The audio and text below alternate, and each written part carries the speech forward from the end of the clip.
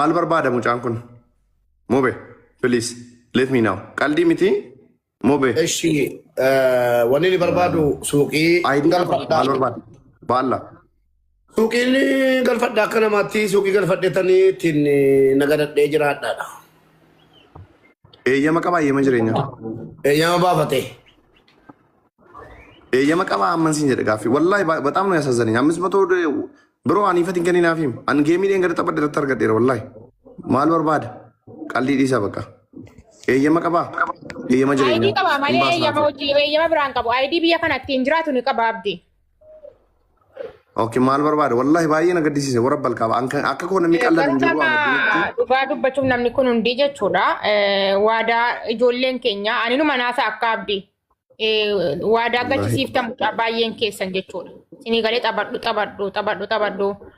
Inni beekaas haa ta'u, wallaalaas haa ta'u, qabadhu jettanii warri immoo har'a jalaati miliqxanii nama meeqa taatanii as teessanii wallaahi galatooma garuu akkanaa ammoo mitiini. Soba malee namni tokko guyyaa tokko ni haasaa malee garaa keessaa waan keessatti baraacheen. Furaatii kana yoo beektanii furaatii wayii ijoollee jimmaa miti hin beeknuuniin garuu Ahmadiin rabbiif jecha jaallata wallaahi dheengadda itti mee jennaan har'a dhufee taa'ee hojii isaa keessa taa'aa jechuudha dhufee leenca kenneef jechuudha furaat awwala tokkoffaa irratti furaat jechuudha sinii galee hin beeku Ahmadiiniin gubbuma kanatti beekee rabbiif jecha jaallate jechuudha agala Mobe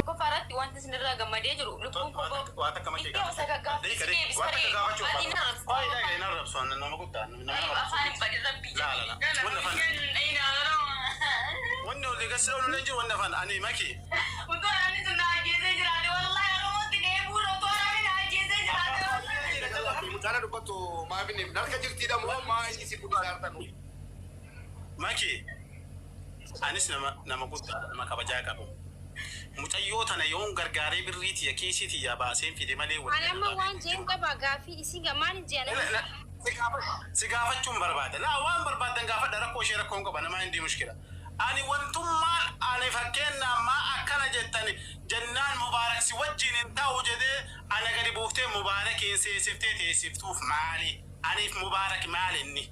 Kan gaafin kee bakka biraatti fixannaa mucaatti kenniiti makiina gaafattu hin fixanna. Ani waa'ee dhimma kiyyaaf keetii biraa haasaan jiru.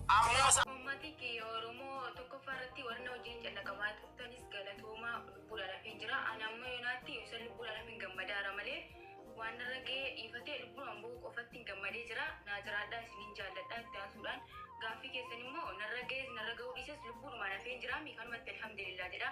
Taasisuudhaan immoo wanti narra ga'ees immoo hin jiru. Ijoolleen na fuudhanii asiin nagaanii jiranii. Lafaa dubbiin qotamee kaafamus faayidaa qabu sababa kootiis wal fixuun barbaadu saniifuu dubbiin dheeressinaati rabbi jedha obbolaa keessanii obboleetti keessanii ilmoo keessanillee kan isin ta'u ni jira akkasittiin bakkeetti hangatinaati bakka naadaa wanti darbeera hundinuu Oromoodha aasaa achi laaqee walitti sin naquurra dhiifama guddaa anuma ilaalaati ana ilaalaati dara an nama biyyaa bahee waggaa danuu biyya namaa ture miti waggaa lama reefee jechuudha waggaa lama garuu maannetii qoqqayyaree akka dhiiraatti baduu keessas dalagataan ture. Kadhe jechuudha ta'uu didee icciitiin Oromoo isin biratti bahemi sinumti naafura walitti sin naquun faayidaa hin qabu anaan maladhaa malee wanti darbeera himadhus dhiisus maal faayidaa fida hundinuu sababa koo waliin fixinaa isinis rakkoo narra hin geenye alas anaa edaa dhiisaa jilbeeffadhe ijoollees dhiisaa homtuu narra hin geenye wallaala. Seerris Oromoo waan ta'aniif dhiisaa waliin fixinaa naattanii yoo na gargaaru karaa naa batta dhaanaan gargaara. Sanalatti dhiisa. Utuu nama kee dubbii olii gaffaalee wal fixuu malee waa tokko faayidaa hin qabu. Waan ta'eef Oromoo kiyyaa naa jedha dhiisaa lubbuu kiyya baaftaniittu naaf galatooma. Saniifuu anis mana rabaa keessas dalagaa ture. Ji'a 8 dalage naa ta'uu didachis poolisiin na baaseetu badoo keessa akka dhiiraatti maaninneetii hunda isaa qayyareetiin dalagaa ture. Viidiyoo koos hin argitu laa birattis nama baay'een na laalaa ture ijoolleen baay'een na beektu garuu dhoskadhee akka waan natti toleetti dalagataa ture. Naa ta'uu dide ciitii koommoo eegga ba'e fala naadaa ana bicheen dadhabda nuti. Anga ani kanana godha dheedhee himu xaaxaa baay'isuu dhiisaati ana bichitti dhaafanna naadaa ana tokkitti hin dadhabdan Oromoo kiyya. Dhiiga kiyya ana bichaan dadhabdan ka ana bichaa dhaafala dhaa malee waan birii dhiisa bakka hin kaasin hamtuu narra hin geenye lubbuun kuwaafee jiraami dhiisa bakka waan birii anaa edhaa dhiisa rabbii jedhaatti anaa lubbuu kuwaafee edhaa kaasaati. Uummati kiyya Oromoo tokkoffaa irratti warra hojiin callaqamaa turtanis galatooma lubbuudhaan hafeen jira. Ani amma yoonaatti isa lubbuudhaan hafeen gammadaara malee waan narra ga'ee ifatee lubbuun amboo qofatti hin gammadee jira. Naa jiraadhaa isiniin jaalladhaa itti aansuudhaan gaaffii keessan immoo narra ga'ees narra ga'uu dhiises lubbuudhumaan hafee jira. Kanumatti alhamdulillah jedha. Taasisuun immoo wanti narra ga'ees immoo hin jiru. Ijoolleen na fudhanii asiin naga'anii jiranii. Lafaa dubbiin qotamee kaafamus faayidaa qabu. Sababa qotiinsi wal fixuun barbaadu. Kaniifuu dubbiin dheeressinaati. Rabbi jedha obbolaa keessanii obboleetti keessanii ilmoo keessanillee kan isin ta'u ni jira. Akkasittiin bakkeetti hangatinaati bakka naadaa. Wanti darbe darbeera hundinuu Oromoodha. Asa achi laaqee walitti sin naqurra dhiifama guddaa anuma ilaalaati. Ana ilaalaati. Dara an nama biyyaa bahee waggaa danuu biyya namaa ture miti waggaa lama reefee jechuudha. Waggaa lama. Garuu maannetii qoqqayyaree akka dhiiraatti badoo keessas dalagataan ture.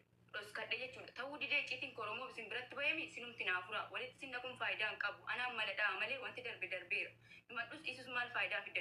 Hundinuu sababa koo waliin fixinaa isinis rakkoo narra hin geenye alas anaa edaa dhiisaa jilbeeffadhe. Ijoollees dhiisaa homtuu narra hin geenye wallaahi. Seerri Oromoo waan ta'aniif dhiisaa waliin fixinaa naattanii yoo na gargaaru karaanaa batta dhaanaan gargaara. Sanarratti dhiisa.